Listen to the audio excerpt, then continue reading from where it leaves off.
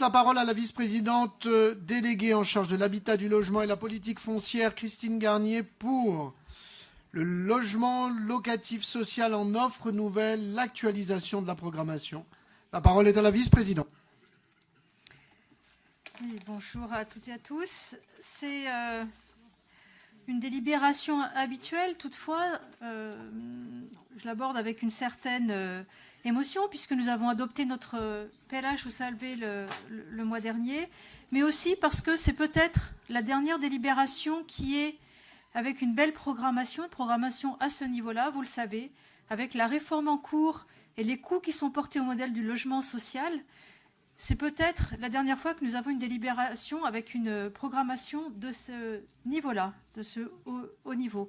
Ce contexte que vous connaissez de grande inquiétude pour les bailleurs sociaux, où nous ne connaissons pas encore l'impact exact du projet de loi de finances, ni bien sûr du projet de loi logement dont certains éléments commencent juste à être connus, mais qui fait que la perte sèche pour notre territoire est d'environ 15 millions d'euros. Et 15 millions d'euros, c'est le niveau du total d'aide à la fois de la métro et de l'État, d'aide à la pierre de la métro et de l'État sur le même périmètre. Donc ça reviendrait à annuler l'ensemble des aides à la pierre. Donc nous avons malheureusement donc une baisse des projets qui seront certainement engagés dès 2018, puisque certains bailleurs commencent à dire qu'ils vont lever le pied. Vous savez que sur certains départements, ils ont tout arrêté ou ils s'apprêtent à tout arrêter en construction, mais aussi en réhabilitation.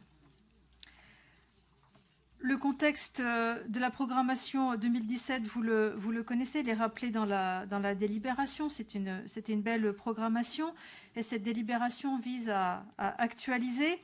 Comme chaque année, certaines opérations ont été reportées, d'autres ont été ajoutées.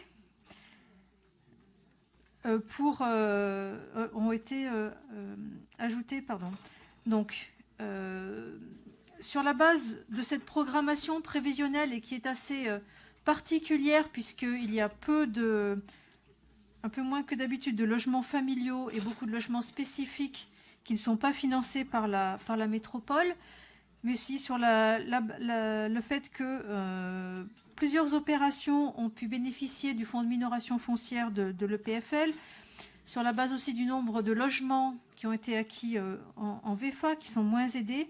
Il est proposé de mieux utiliser l'enveloppe de la métropole en engagement, l'enveloppe de 5,6 millions d'euros, et de compléter les aides et les forfaits d'aide qui étaient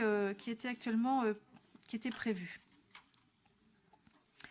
Donc, tout en restant dans cet engagement initial maximum de 5,6 millions d'euros, il est proposé de majorer 2 forfaits existants et d'instaurer 2 nouveaux forfaits pour les organismes qui en feront expressément la demande, et la plupart ont anticipé le vote de cette délibération et ont déposé leur demande dès avant le vote. Donc il s'agit d'augmenter le forfait lié à la gestion locative de proximité de 10 € par mètre carré. Il s'agit surtout d'augmenter le forfait d'aide dans le cas de l'acquisition-amélioration, avec une majoration importante de 165 € par mètre carré.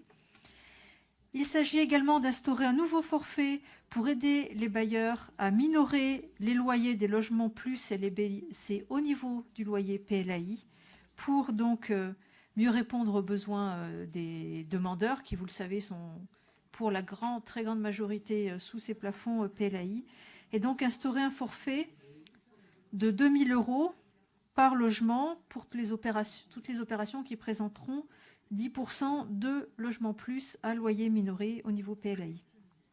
Enfin, un complément concernant les projets de résidence sociale qui sont en demande d'agrément pour cette année 2017, et pour réduire le reste à charge, un complément de 1 000 € par logement. Ce système d'aide est donc proposé en modification uniquement pour 2017, sachant sachant que, comme je le disais en introduction, pour 2018, le contexte est très chahuté et nous serons appelés à travailler sur le niveau de nos aides, sur les critères d'aide pour mieux aider et arriver quand même à sortir et à lancer des opérations, que ce soit de construction ou de réhabilitation. Donc nous serons amenés à travailler sur ces questions dès le début 2018. Donc la délibération propose à la fois approuver cette évolution du système d'aide et arrêter la programmation annuelle 2017 qui bouge encore en cette fin d'année. Donc là, les éléments qui sont indiqués dans la délibération restent au niveau qui était celui notamment du dépôt de la délibération en commission, donc de 812 logements familiaux et 408 logements spécifiques. Mais en fin d'année, ces éléments bougent encore, certaines opérations sont reportées, donc nous mettrons encore à jour cette programmation 2017 au début 2018. À noter, en ce qui concerne la programmation 2017, un très bon pourcentage de logements très sociaux, les PALI, de 35%, donc correspondant aux intentions exprimées dans notre PLH. Voilà, Monsieur le Président, pour la présentation de cette délibération.